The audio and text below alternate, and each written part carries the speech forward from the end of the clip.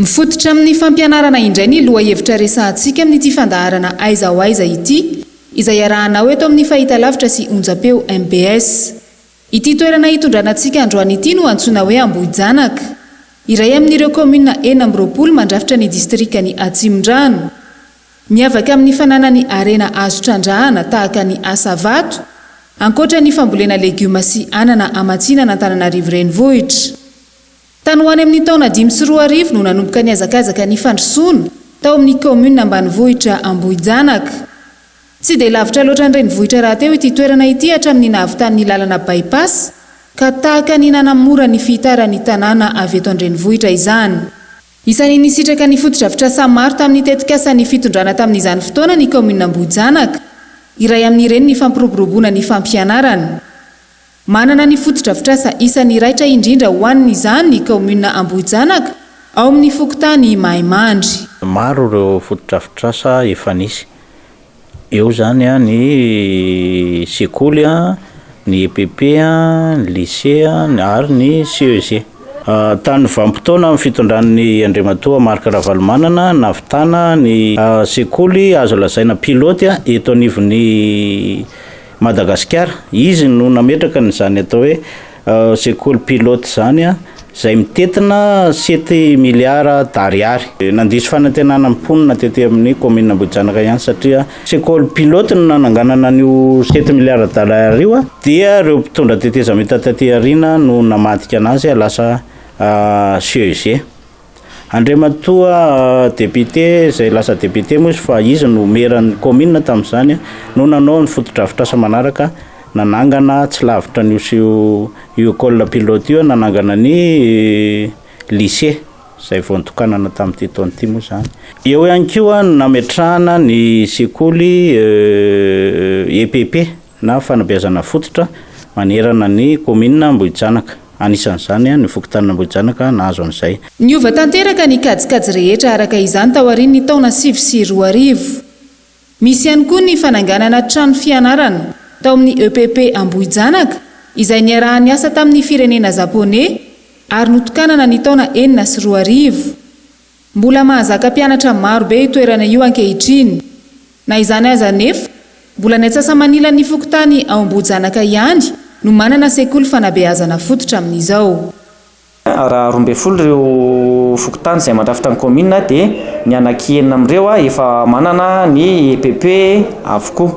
Ary eto amin'ny komina dia misy CEG 2 dia lycée iray izay zany no eto anivon'ny komina zao no misy. Eto aminay moa zany dia eo amin'ny 520 km tora-droa eo no velaran'ny komina ary misy mponina 2,3 alina eo zao amin'izao. Izay tsoriny etoana fa ny 900 ny mponina eto amin'ny komina Ambohijanaka dia mpamboly avokoa ary mpamokatra ireo legioma izay anisan'ny mpamatsy ny tanàna Antananarivo satria amina taona maromaro isan'andro no legioma miakatra mivoaka avy eto amin'ny komina Ambohijanaka. Tsy vitsy amin'ireo ray aman-dreny no misafidy ampiditra ny zanany eny amin'ny sekoly tsy miankina na dia sahirana aza satria mifanalavitra ny toeram-ponenan'izy ireo no misy ny sekolim-panjakana.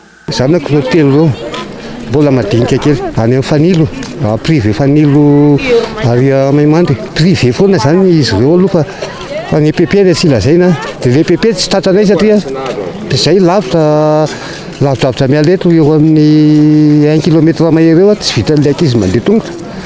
Dia tsy maintsy izay fianarana akaiky no nampianarana azy. Za zany mikarama isan'andro dia tsy ndraraina zany ilay izy. Ohatra mikarama ray alina androany dia 5,000 no hoanina androany fa 5,000 apetaka anaovana kojakoja dia ametrahana an'ilay izy. Satria tsy ahita tsiny ianao raha tsy maintsy izay ihany no mety ahodinao zany. Dia tsy maintsy tafiditra ihany ilay fihafina kely zavatra tokony hoe hoanina zany dia tsy maintsy ajanona aloha zany. Dia izay no nangonana an'ilay vola tsikelikely mametaka 2,000, mametaka 1,000, mametaka izay ndraiky 5,000 fa raha amboniny zany no apetaka. Dia io zany matambatra rehefa avy eo efa feno dia alefana an'ilay zavatra. Tsy izay hatramin'izay ny anay. Ny anay izao eny amin'ny école privée ry amin'ny Tately, eny Sorankely dia 3 ny zanako. ndray 5e dia ndray 7e dia ndray 11e izy amin'izao. Tsy lavitra fa efa be mpianatra be ilay izy dia mba eny izany mba voara-maso kokoa ilay zaza. Saika miaina amin'ny varobarotra madinidinika sy ny fambolena ny ankamaroan'ny mponina eo amin'ny fokontany Ambohijanaka izay tapo-tanànan'ny kaomuna. Vesatra manokana isan-taona araka izany ny fiatrehana ny fidiran'ny mpianatra. Ilay fidiran'ny mpianatra aloha tena nanahirana ihany tao anatin'ilay krizy tsinona ny olona dia tena nanahirana kely satria na ilay fitaovana azy izao lasa nisondrotra daholo mony eny fa ny anay aloha izany nahatsara an'ilay anay mba nitsinjo ilay mpampianatra izany dia mba nany droit na Nicolas mba nampidininy kely daholo. Ny fitaovana aloha tsy dia nanahirana satria ilay tsy lany tamin'ny ohatran'ny cahier izao izay tsy lany tamin'ny taona iny ihany no nitohizana dia izay lany sy izay ratsiratsy fotsiny nasainy soloina.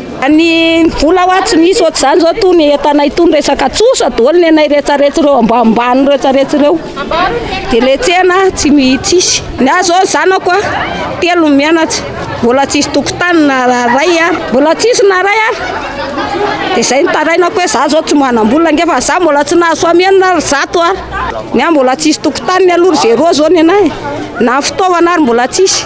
Misy vitsivitsy ny mivarotra fitaovam-pianarana ao amin'ny tsenana Ambohijanaka tsy mandeha ny tsena ho ireo mpivarotra. Tena tsy mandeha mihitsy izy aloha amin'izao asa le amin'ny fahasairanan'ny olona angamba dia tsy mandeha nefa ny entana be da be complet ny entana dia indray mandeha izany hoe manontany fotsiny dia hoe oka aloha fa mbola tsisy vola oka aloha fa mbola tsisy vola dia izay foana ny zava-misy eto.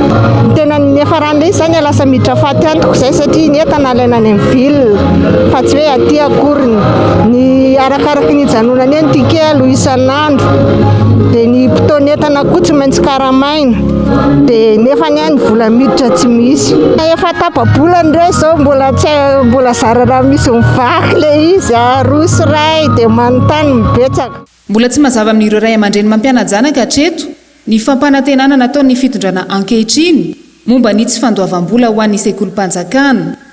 Raha ny nambaran'ireo tompona andraikitra samihafa nanontaniana manko dia samy nilaza avokoa fa misy ny sarany takiana amin'ny ray aman-dren'ny mpianatra. Indray mivoalazan'ny filoham-pirenena ankehitriny ireny hoe miala ny tsy andoavam-bola amin'ny fidirana amin'ny ekôlim-panjakana kanefa tsy izay ny zava-mitranga ety amin'ny komina misy anay satria ny droit amin'ny fanjakana aloha ekena fa mety hoe tsy naloha fa eo ihany koa ny mpampianatra frama dia tsy maintsy alohan'ny ray aman-dreny mampiditra mpianatra ka famaofao be ilay resaka hoe andoavana tsy andoavana fa misy rafitra tsy mifandamina dia lasa miteraka olana ty amin'ny ray aman-dreny sy ny mponina ety anivon'ny komina lasa resa be ilay izy. Aiza ho aiza izany ny fampiarana ilay fampanantenana hoe maimaimpona ny fampianarana eny amin'ny sekoly miankina amin'ny fanjakana. Aiza ho aiza ihany koa ny fitsonjovana ny vahoaka sahirana ao anatin'izao krizy nateraky ny amin'ny ara-pahasalamana izao. Ankoatra ny trano fianarana, foto-drafitra sahafa ihany koa no azo ny komuna ambanivohitra Ambohijanaka nanomboka ny taona 4 ka hatramin'ny taona 20. Aiza ho aiza ny fitohizan'izany fampandrosoana izany ankehitriny. Foto-drafitrasa mipetraka ihany koa dia itony borobokin-tany azo lazaina fa mafy dia mafy tony napetraky ny filoham-pirenena tamin'izany andro izany tamin'ny taona 2005 tany hoany ngamba navitany izany.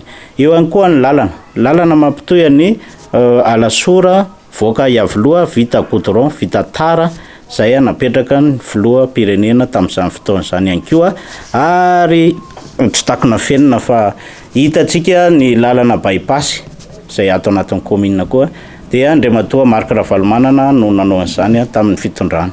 Manarak'izay koa dia eo koa ny tsena efa vita ny tsena eo koa ny lalana. Na ny fanampiana ho an'ny vahoaka nandritra ny fibohana aza manko ny arahana lala fa tsy mba nisitraka izany ny mponina Ambohijanaka dia ahagaga ve raha sahirana ny olona hampiditra ny zaza hianatra ankehitriny.